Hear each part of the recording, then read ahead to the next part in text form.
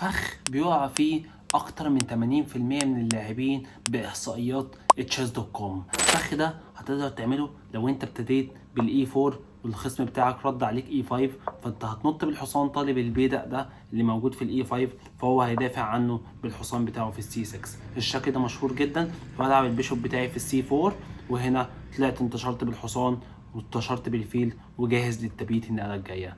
فهنا لو الخصم بتاعك رد عليك بالحصان بتاعه في الاف 6، فهنا انت ممكن تقدر تعمل الفخ ده عن طريق انك انت تعمل الحصان بتاعك في الجي 5، مشكل ضغط ثنائي على بدأ الاف 7. فبالتالي هنا هو لازم يدافع عن العسكري ده، فلو هو حاول يدافع عنه بالوزير فانت بتاكل حصان في عسكري وطالب الطابيه، وكده الطابيه دي هتضطر تتحرك وتقدر ترجع تاني بكل سهوله طالب الطابيه تاني بالفيل، ودورك كده بالابيض احسن. ولو هو هنا حاول يطلع بالفيل بتاعه عشان يبيت، هو هنا ما عندوش وقت خالص، لان انا باكل حصان في عسكري محمي بالفيل ده، والوزير بتاعه ملوش اي مربعات يروحها، وبالتالي هكسب وزيره النقله الجايه. واحد يقول لي رجع كده لحظه، طب افرض مثلا زقيت وطردت الحصان ده، فبكل بساطه برضه هاكل العسكري طالب الوزير وطالب الطابيه، وكده هكسب الدور. فبالتالي هنا الاسود ما عندوش غير اختيار وحيد بس، وان هو يزق العسكري بتاعه في الدي 5.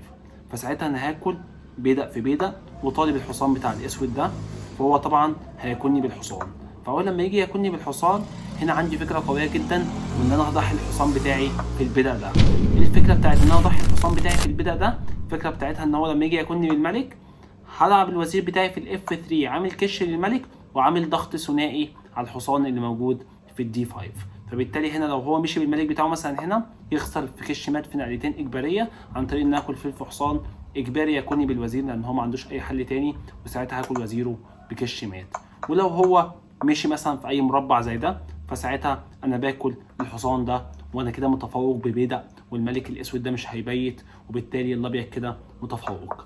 ولو هو هنا حاول ان هو يجيب الملك بتاعه هنا، فساعتها هنا انا هعمل ضغط ثلاثي على الحصان ده بنايه الحصان بتاعي في السي 3، ضغط ثلاثي، ودور برضو هنا الابيض متفوق والملك الاسود في السنتر، ودور الابيض افضل.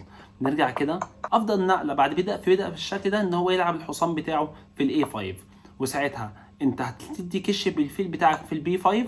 فساعتها اشهر نقله انه بيلعب سي 6، بتاكل بدأ في بيدق ياكل بدأ في بيدق، وهنا عندك نقله قويه انك تلعب الوزير بتاعك في الاف 3، على اساس ان هو لو اكل الفيل بتاعك بيخسر الطابيه بتاعته وتكسب الدور. ولو هو هنا خد باله من الفكره دي ولعب الطابيه بتاعته في البي 8، وطبعا مفيش حد تحت تقييم 1600 هيقدر يشوف الكلام ده، فساعتها انت هنا هتقدر تسحب الفيل بتاعك وجيم الابيض احسن، نتيجه ان هيكل العساكر بتاع الاسود وحش والابيض منتشر افضل وجاهز للتبييت النقله الجايه. لو عجبك الفخ متنساش تعمل لايك وفولو عشان تشوف افخاخ زي دي كده كتير،